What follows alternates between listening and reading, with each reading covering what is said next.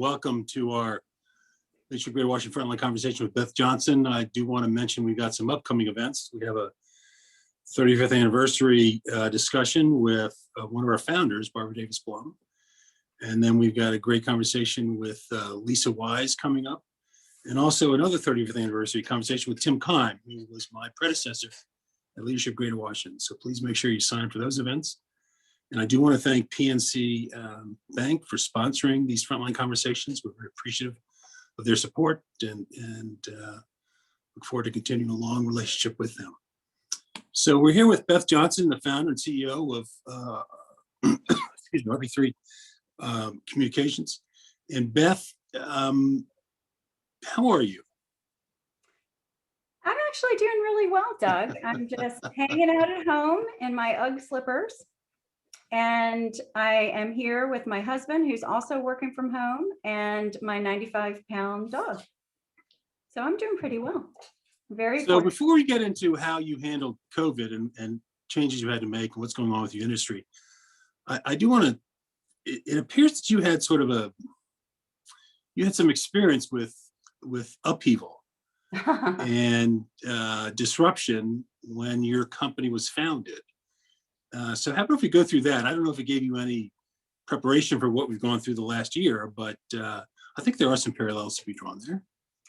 Yeah, definitely. And I know I've shared this story with you before, Doug, but when we started RP3, I had spent much of my career working for another founder. And as unusual as it is in the ad business, I actually stayed at that company and worked for him for about 15 or almost 16 years and helped him grow the business. And it was a great journey. I really loved it there. I was really happy. But if you remember, 2008 and 2009 was not kind economically. And the agency business, our business at the time, had taken a pretty steep downturn. And so one day, actually it was not just one day, it was June 12th at 3:00 in the afternoon. My boss called me into his office and he said, "You might want to sit down for this." And he really June 12th, 2009. 2009, he dropped a bomb on me and said, "We're closing the company today." And it's not like, I'm closing in 2 weeks, we're going to wind down, or several months. It was, I'm done. He had some personal issues that had come up and he was abruptly closing. And so everyone in the company, including me, we all lost our jobs on that same day. And so you can imagine that it was a defining moment. So I had been working for him. I definitely had a passion for wanting to do things differently in the business. And I had a vision for what I wanted to do and create. So I think I had that germ of entrepreneurialism brewing in me, but I certainly was not prepared for that moment at that time. And so what happened was just so fascinating, though. And I'll never forget, we brought people into the conference room. There were so many tears. I mean, it was really a tough moment. And then I said to everybody, I said, I know this is really tough and everybody needs to do what they need to do. And I'll help you get your resume together, whatever you need. But I'm going to come back tomorrow and help our clients and start an agency. And so literally that's how RP3 was started. We literally just kept working and we didn't get a paycheck, but our clients really were dependent on us. I mean, this was a deep economic downturn. We had work that had to go out that week and clients needed us to do it. So we all just kind of kept working, and RP3 was born out of that moment and out of the ashes of that agency. And it was a really challenging situation for a lot of reasons that I won't go into, but at the end of the day, I think it taught me a thing or two about resilience and about building a company at a time where, the economy is creating a little bit more of a headwind than normal. So he was just going to walk away from all the clients and all the work that was going on? He's just going to shut it down? Yeah. Unfortunately, wow. It was a really difficult situation. It took me a few years to kind of to get over that, because it was a really painful time. Certainly painful for the employees, painful for the clients. It was just an unfortunate situation. But yeah, I mean, that's exactly what happened. I mean, literally. So it was, it was kind of a crazy how we began story, but it So all the worked next out. day, It ended up being a blessing. you announced we're doing RP3. Not the And next day. It actually took me, I had to think about all the tasks you have to do when you start a company for all these entrepreneurs out there. You're dealing with, your operating agreements, you're dealing with creating a name, a logo, a website, you've got to deal with contracts. I mean, all of these things, and then my own business plan. So there were a lot of moving parts, but while I was imagining the birth of RP3, my colleagues and I mean, every single person kept working. It was it was just a testament to the team that we had built. And some of those people are part of RP3 today and still with us and have kind of stayed through this transition all the way to where we are now. So it really is a crazy beginning story, but it turned out to be a blessing in disguise. so But who did you reach out to for advice and guidance and help during those times? That's got to be very nerve-wracking to say, I'm going to start my own business now. Well, what was interesting is this is before I had met, LGW, and before I had my community around me. I was, a young mom. I had 2 elementary school kids, and I certainly had a network of advisors. I had mentors who had helped me in my career. And to be honest, I reached out to my clients, the clients that I had been working with very closely. And one of them, who is just a gem of a person, I remember sat down with me and said, I believe in you. I will sign with RP3. And if you need it, I'll invest in your business. And that was, that was the confidence boost I needed. And I was like, I can do this. And it was a lot, I remember sitting down with my family, like at the dinner table. My kids were young. My husband was a great supporter. I mean, he said, you should do this. You've been talking about wanting to do this your way. I had this vision of, and it's really interesting. I had this vision of wanting to work only on brands that I believed in and that shared values with me and with the agency. And this is before, now we have the conscious capitalism movement, but this is before that, kind of surfaced. This is back in 2009. But there were companies out there that really, even at that time, understood that shareholder value or making the cash register ring really wasn't their only purpose, that they had a higher purpose. And business leaders that we were working with at the time in a lot of different industries that I really admired and that wanted to do the right thing. And those were the kind of companies that we wanted to work with, and only with those companies. And we kind of came up with this mantra, seek the good. And we wanted to, that has been, a personal philosophy of mine my whole life. Like, just, look, you can choose to look at the downside of something, or you can choose to look at the good in a person, in an idea, in an organization. And I think for me, I was always able to get through difficult situations by looking at the good and drawing that out in others and in organizations. And that's really what we wanted to do. And interestingly, so we had some clients sign with us, which was a really great way to begin, because I know a lot of business owners don't have that immediate revenue stream. So we were really lucky. But then interesting kind of connection point with LGW. So one of our first clients was the Women's Foundation. Now, of course, they were a client that, I had a passion for it. And as you know, I've had a long history working with them on the board. But at the time, they had significant development needs. And we wanted to help them. But of course, we had no money and they had no money. And so we had to figure out, like, how can we help them? We're a new company and they're going through a tough economic situation in need of funding. And so we came up with this idea, and it was really one of the first assignments, the first creative assignments RP3 did as RP3. And we came up with this beautiful creative idea. It's a testament to my creative team, called Be That Woman. And I don't know, it was a beautiful campaign, and we had the idea, and we actually had to take it all over to get other people to invest in the idea. And so we found a woman in London who was willing to do the production and donate the production. We found the Baltimore Symphony Orchestra did the music. Clean Cuts here in DC did the editing. And everybody who worked on it donated 100% of their time, and as did we. And it went on to win a national Effie Award for being one of the most effective campaigns for a nonprofit at that time. So it was just such a powerful start, and just a great testament to the incredible talent that we have at the agency, but also, you know, a reflection of the spirit of the culture that we wanted to create, where, you know, the agency can really give back to the community. Is that when Nikki Gorn was the head of the Women's Foundation?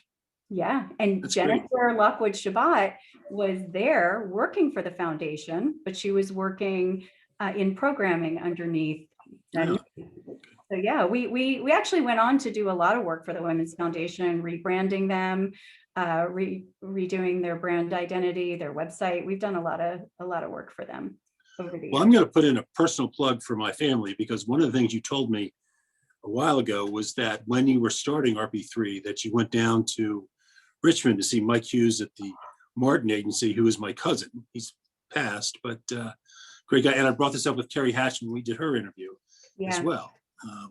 And he took your whole team and spent a whole day with you. And no, Mike Hughes is, I mean, I'm sure you're very proud of the impact that he has had in our industry.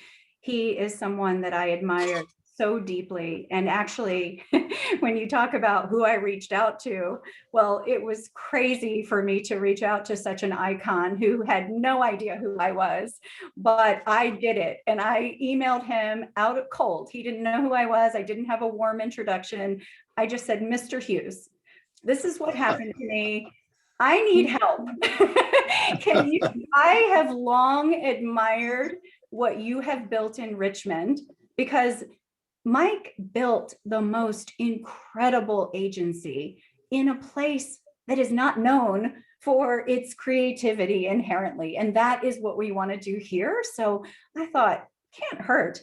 And do you know what he did? And I have told you this story, but everyone should know because it is a testament to, I think, his incredible legacy.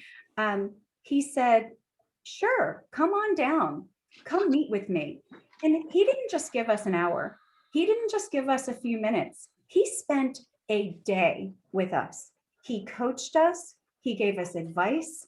He took us to lunch. He introduced us to people. He shared stories. It is one of the most incredible memories that I have starting RP3. And when he passed away, so many people in the community shared similar stories about him. So you can be really proud of your cousin. And I'm so grateful that I had the opportunity to meet him. that's enough of a shameless plug for my family. But thank you very much for those very kind words. He was a great guy. He truly, truly, he was. So you went through all this founding RP3. And what did you do when that was in June of 2009, in March of 2020, when the whole world shut down? Did you say, oh my God, we're going through this again? Or what happened there? What did you do?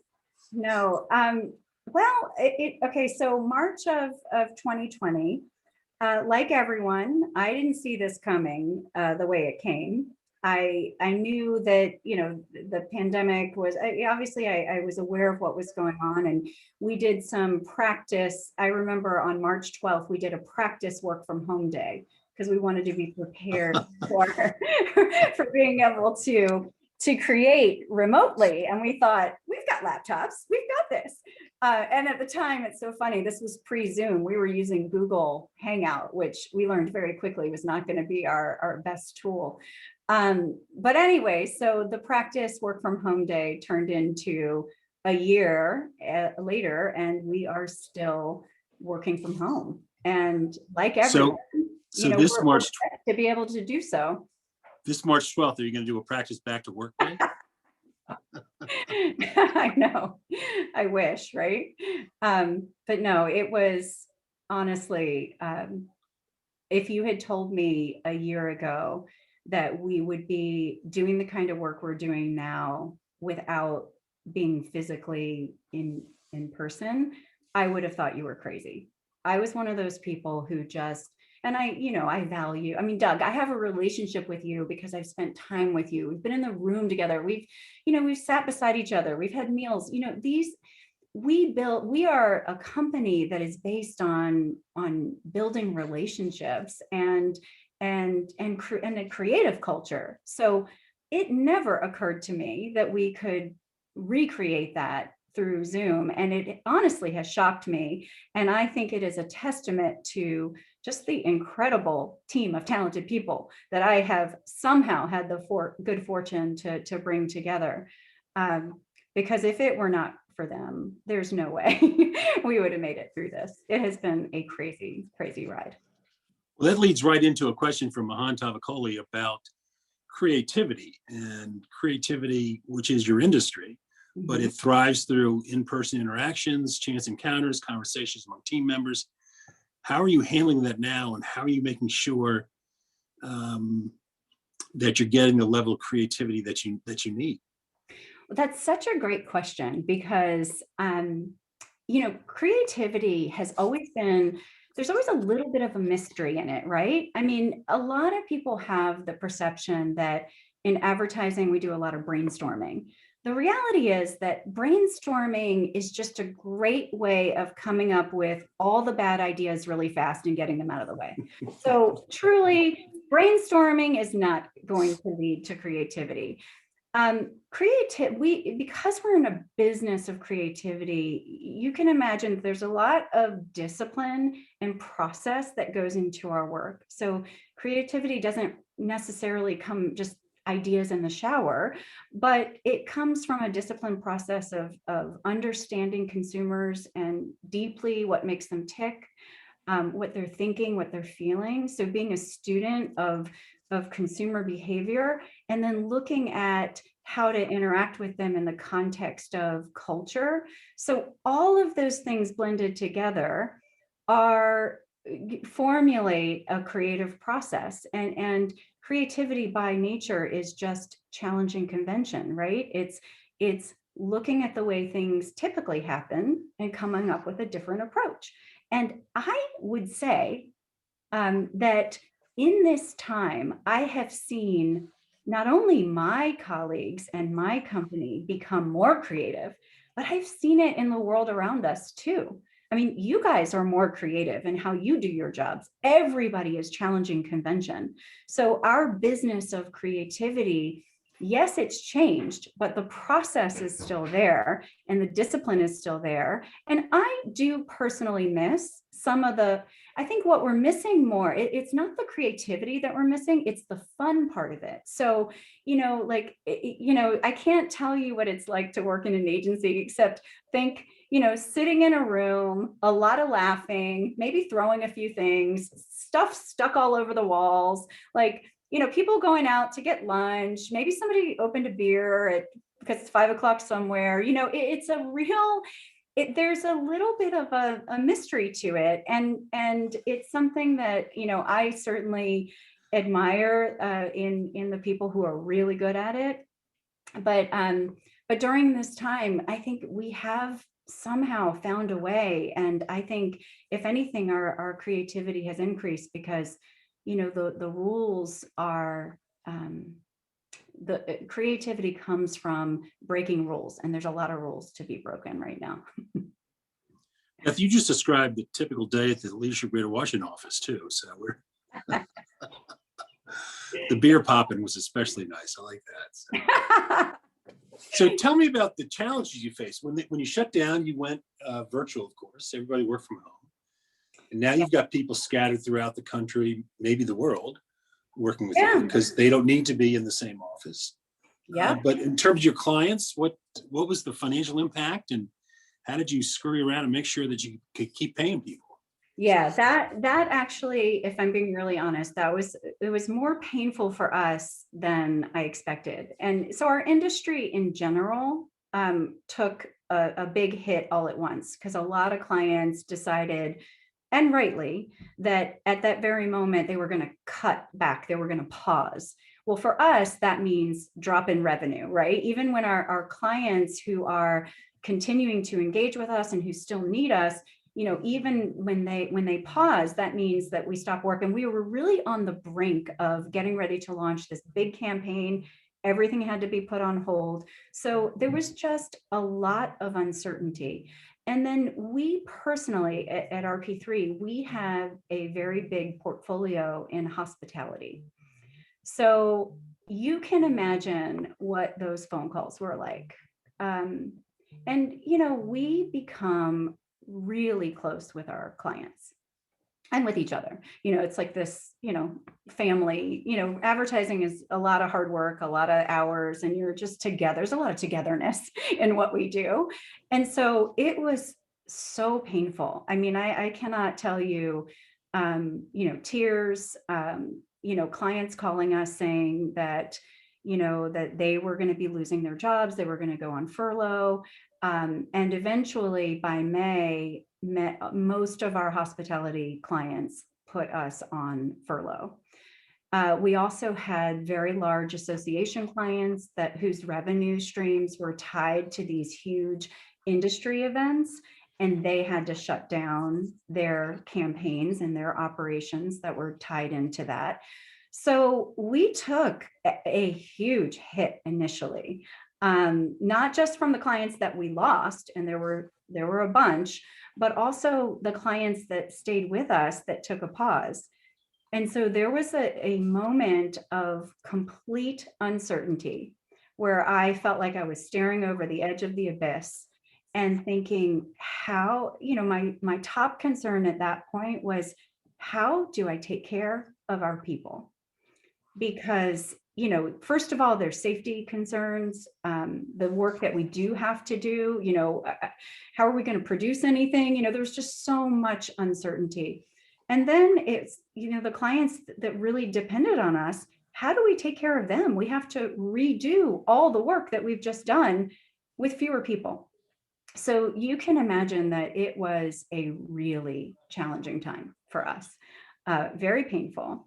And one that I hope I never have to repeat, but I am so incredibly grateful for the team that I have, because I cannot tell you how our people just stepped up.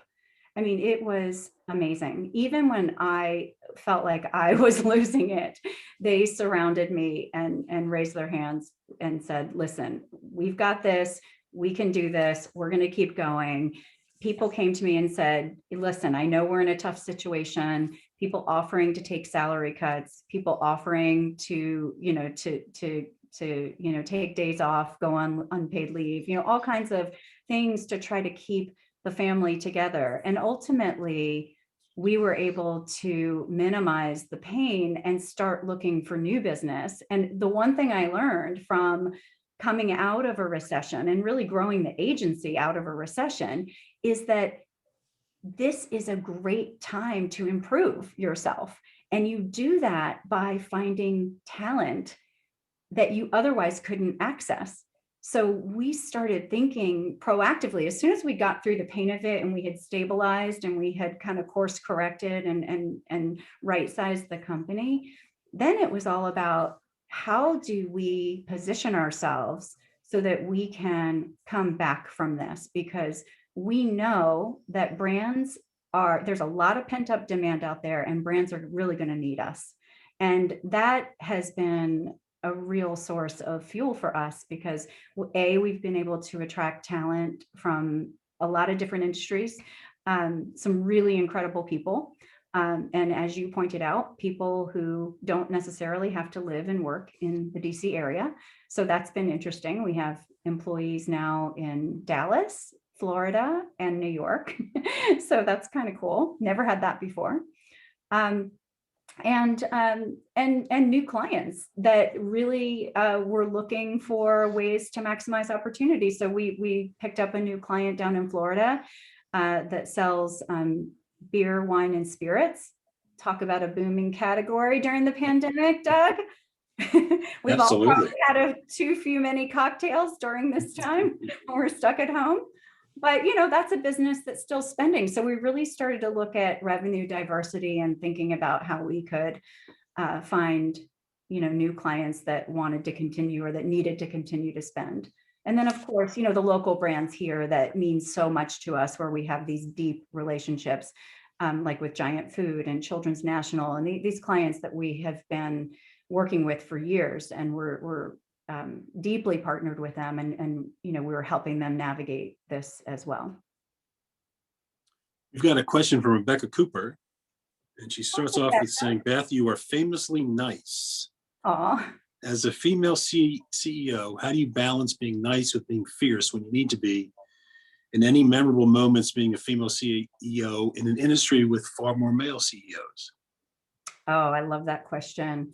I will say, I do think I'm a nice person, but I am also a person who holds people accountable for what they need to accomplish. I learned long ago that, and I have to be reminded of this sometimes, but that, when everyone is rowing together and everyone is doing their part, we all win. And so I think that, you can be nice and be fierce in the same, in the same moment. So I think it just comes down to holding people accountable and being really clear about expectations and making sure everybody understands what the business goals are, what the measures of success are, and everybody's working together toward that. And that creates a sense of safety, I think, in the organization, because that you can depend on each other, that everyone is going to be held to that standard. And that's really how we got through it. We had to hold each other accountable. And at the same time, I think during this moment in particular, we had to show each other just more grace. We were all going through different things. Some people in the agency actually caught COVID early, so we had some issues with that. We had families, folks, single parents that were home with their young children. We had people who were moving. We had so many different instances of circumstances that had to be accounted for. So I think just, finding grace and empathy for those situations and helping people through them by providing whatever we could to support them. That's kind of how we approached it. And I want to think that a male CEO would approach it the same way, and I know you would, Doug. So.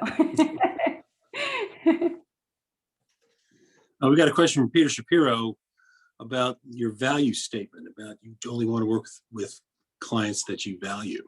Mm-hmm. Have you ever had to decide to drop a client because of a values mismatch? Well, we vet clients. So when we're going through a process of matchmaking, it is a very deep process. And it's something that it's unlike any other industry. So it's not like, you don't really just go on one date. You go on a lot of dates before you get married. And it is an immersive process. And it's called a pitch, but it is many, many weeks and many, many layers. And so during that process, we are very disciplined about doing our due diligence. And so we have an internal framework for decision making. We call it go, no go. So when we are faced with an opportunity, or someone reaches out to us, or we obviously do outreach on our own, but when someone comes to us, we go through this process. And part of that is looking at their behaviors and values as a brand. And so we look at things like what they do in the community, employee engagement, those types of things, I think, are indicators that a company understands that it has a responsibility beyond just making money, that, you know, it has a responsibility to treat employees well, to set an example and be around ethical and responsible business practices, taking care of the community, expanding opportunities for women and minorities. You know, we look at their board composition and things like that. And through that process, we determine if it's a good fit or not. And then once we're married, we stay married for a long time. So we have one of our clients is a Fortune 500 company, and we're going on our 11th year with them. So we won them the very first year that we were in business, which was a major coup. And 11 years later, we're still working with them, and they're an amazing company.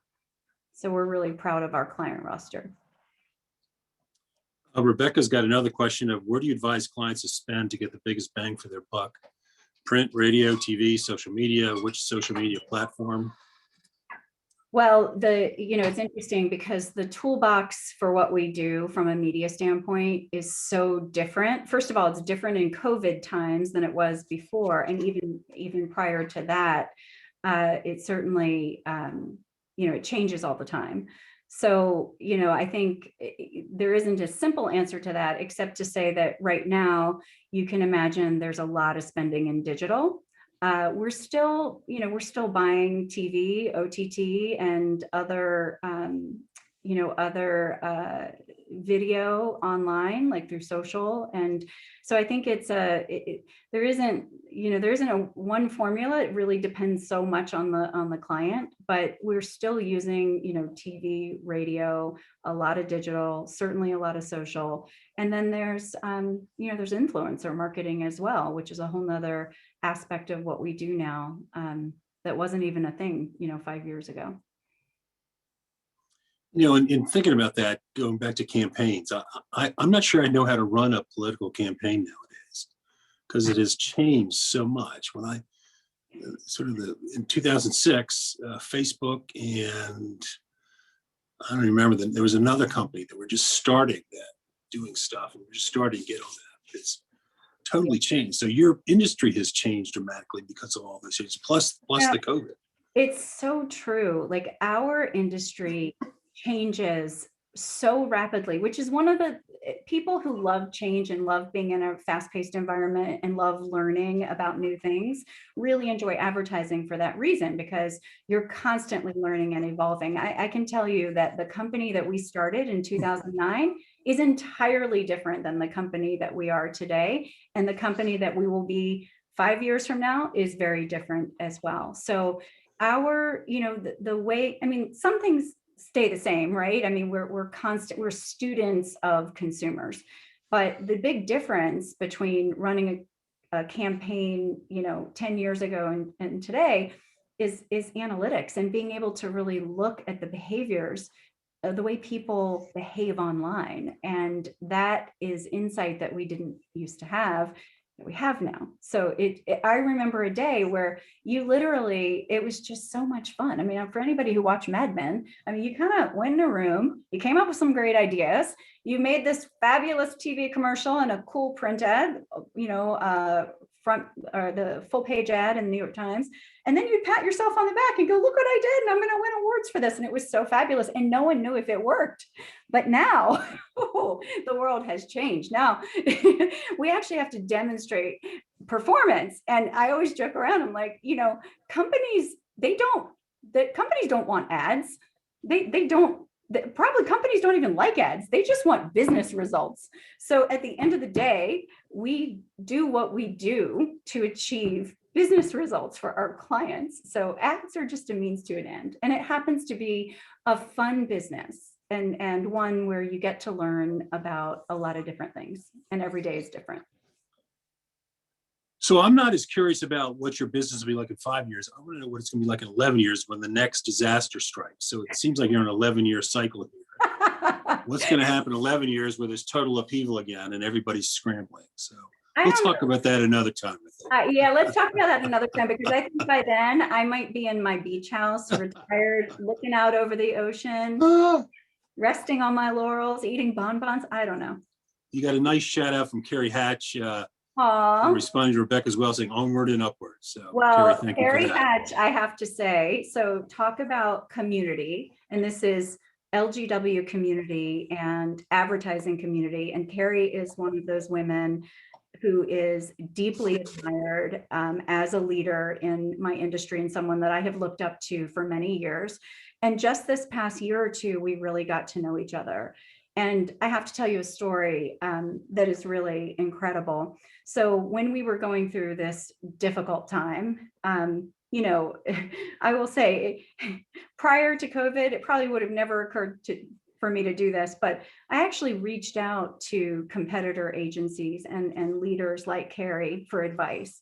And obviously she's so seasoned and she's done so much and has great war stories. And so she did share advice. But the other thing that the community of competitors did was they hired the people that I couldn't keep on. So I was able to go to them and say, I have these incredible people who are worthy of jobs.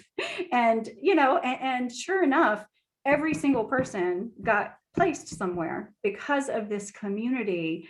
It was really phenomenal. And I feel like I've seen that, you know, across our region right now, maybe a lot more collaboration, a lot more support for one another as we're going through this and coming out of it together. So big shout out to Carrie for being supportive of other women in a business that, as Rebecca said, is still very dominated in its leadership ranks by men. So talking about COVID again, what are some of the silver linings that you've seen from this pandemic and in terms of your business? I think we can talk about that now because people are getting vaccinations and we see sort of an end to all this at some point. But yeah. But you had talked about being a creative culture, about strengthening your team, things like that. What are some of those things? Well, I think some of the silver linings are, you know, definitely strengthening a team and, you know, when you go through something like this and you stick together, which we did, both internally and with our clients, I feel like we're bonded for life. You know, I mean, we have been in the trenches together. We held hands and we dug our way out of a crazy hole. And I am so incredibly grateful to the team at RP3 who have enormous talent and even more, and I'll use Carrie's words because she always says grit and resilience. And I think that you have to have that to be in our business, but boy, is that something that we will carry with us. I think we can get through anything. There is nothing. Now, I don't want to say I'm knocking on wood now. Maybe I shouldn't jinx us. The other good thing is that it forced us to make some changes that we probably already should have made. So I think, you know, we really had to take a close look at revenue diversity. We've just gotten on the GSA schedule. We were doing teaming agreements and partnerships on government contracts. We're, you know, finding new clients in markets and clients that we're working with that, you know, we just picked up a client down in Florida in the wine and spirits category, really fun client. We're having a great time and we've never met them in person and it doesn't matter. So that's a silver lining that we can work with clients from anywhere and our people can live and work anywhere. Although I personally still think about togetherness is an important thing. And I think that there's another silver lining for independent agencies right now. So, you know, clients are in a state of flux and they are going to be, and they are now focused on, you know, there's pent up demand in the marketplace. They all need to change up their playbooks. And so maybe Madison Avenue agencies aren't the playbook of choice these days. So a nimble, flexible agency like ours is probably more appealing. So we're getting some meetings with brands that maybe otherwise wouldn't be interested in us, and they're good meetings. So I think, you know, I do think that independent agencies can grow like RP3 and others in this marketplace. So I would say that those are the main silver linings, and also just you know, just the connections, the gratitude for the support in the community. I think that I've strengthened a lot of my relationships over the course of this time. And a lot of people have rallied around us to help us, to make introductions, to offer support, guidance. A lot of that has come through LGW, Doug, and not only my classmates, but others that are associated. It just feels like a really powerful community, and I'm grateful for that. You got a great shout out from your RP3 folks talking about how you're an amazing inspiration that guided them through the hardest time. So they're very, very appreciative of your support. My RP3, I would not be standing if it were not, I didn't even know they were on, but I truly have the world's most incredible team, honestly. I'll put them up against anyone. Let's talk about Leadership Greater Washington for a bit. In 2009, you didn't have sort of that network, those friendships, those relationships from Leadership Greater Washington, and you went through a very terrible experience. And now here we are in 2020, and you're the class of 2015. And you know, what impact did LGW have on you as you went through this and tried to figure out ways to rise above it? Well, I was telling Debbie earlier that I don't think I would be standing if it were not for my LGW colleagues, because, you know, one of the best things about LGW is that you know, when you go into this community, you're exposed to people from all over the region, from different backgrounds, from different industries. And so there's always someone who knows what you need and who has your back. And I have found that when you call on someone and ask for help, the answer from an LGW colleague is always yes. And you know, I'll give you some examples. So I chair the governance committee for the board for junior achievement, and we are, as an organization, we are squarely focused on diversity and inclusion on the board. And that's something that the organization is deeply committed to. And I have learned so much from LGW, not only from my experience in living the culture of diversity within the community, but also through the programming that you have sponsored that has been life-changing, I think, for so many people. And then as I am thinking about board composition, I'm calling on my LGW colleagues, and they are joining me and they are helping me. So, you know, David Harrington, for instance, I mean, a lot of these folks are just raising their hands and saying, yes, you need this. It is important, and I will guide you. I will help you. I will make introductions. And so taking on a challenge like that is daunting, but LGW kind of fills in the gaps. And the next thing you know, you have a whole community of support behind you. So that's what it's been like for me. And then professionally, I think having people that I can call on for guidance, for support, even, you know, emotional encouragement. Because I mean, I got to tell you, I wasn't smiling every day throughout this pandemic, Doug. I had some really down moments. I had sleepless nights, lots of tears. I mean, whoever said you can't cry in business, I don't know who they are, but I definitely had my moments. And, you know, for those of us who are in LGW and understand the mind trust, I think, you know, Doug, I have a really great mind trust. I don't know if anybody's on, but we have a very special group, and we have stayed together and we support each other. And so I've had them to call on. And there's just also some great business leaders. So you know, you can always reach out to someone for good, sound advice and know that there'll be a warm welcome on the other end of the phone. So I always ask people for good news, and I know you've got some great news that you can share with us about remote TV shoots that you've done. Oh, The talks, you got one in LA that's happened and one in Austin. Talk about that and how that has sort of changed your way of doing business, or your thoughts about what you can accomplish in this new world. well, so yeah, it's it's miraculous news and great news that that we were able, and we just accomplished this beautiful TV. And in fact, our TV spot just aired on the Today Show yesterday morning, that we shot in LA last month, and all the casting and production was done remotely.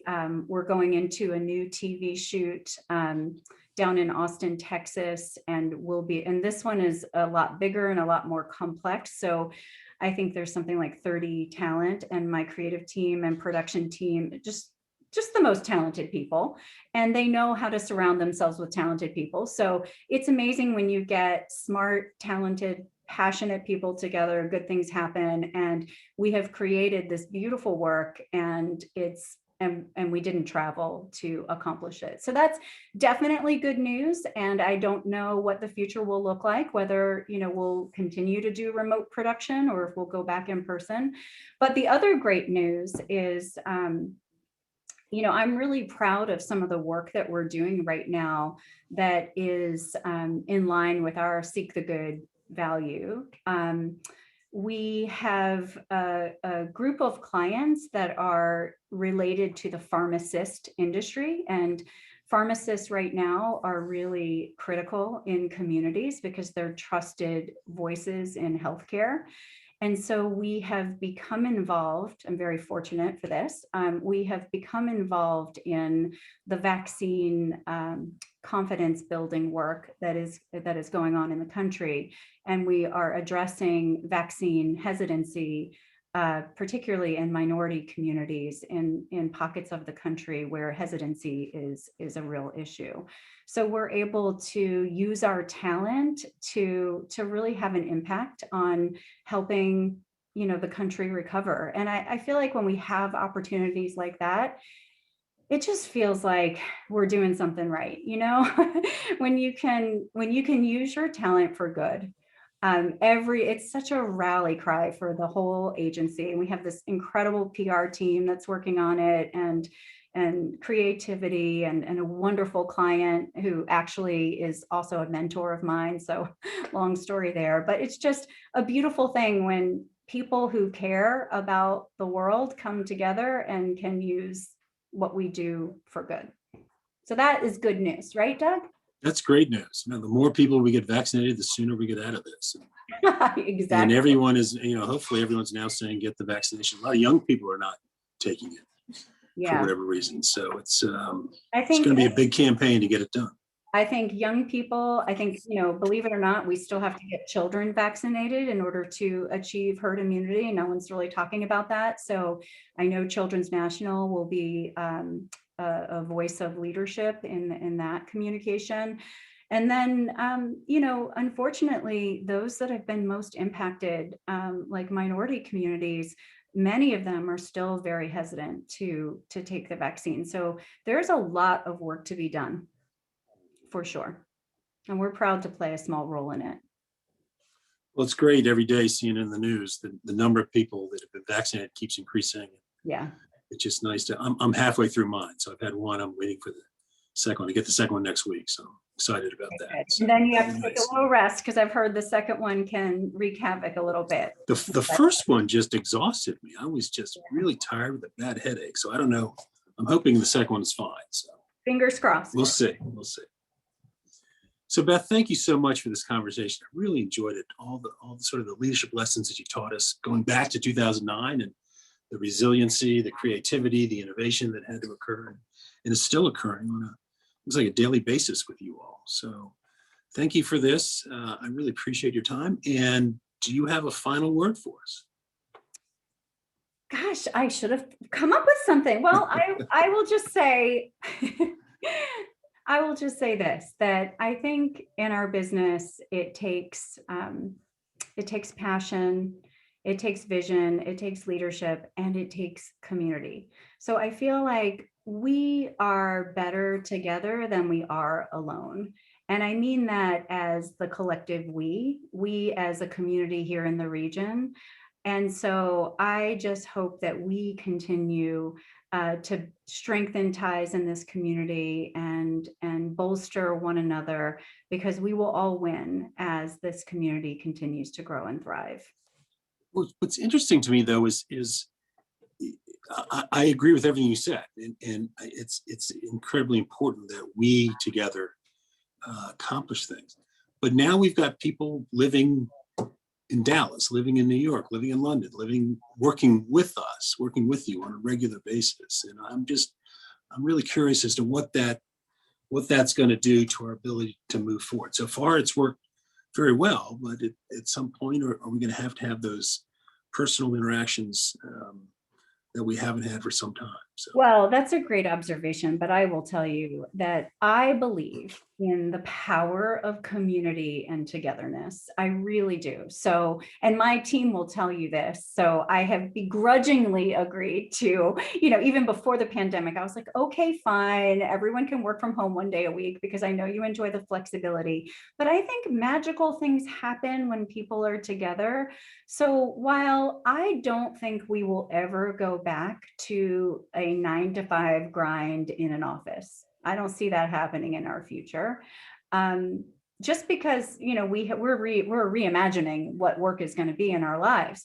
But I do think we're going to have these moments of togetherness. And I think they're going to be richer and more meaningful because we crave them so much. And so I would be surprised. I've always wanted to build a place and a home and an environment where people wanted to come.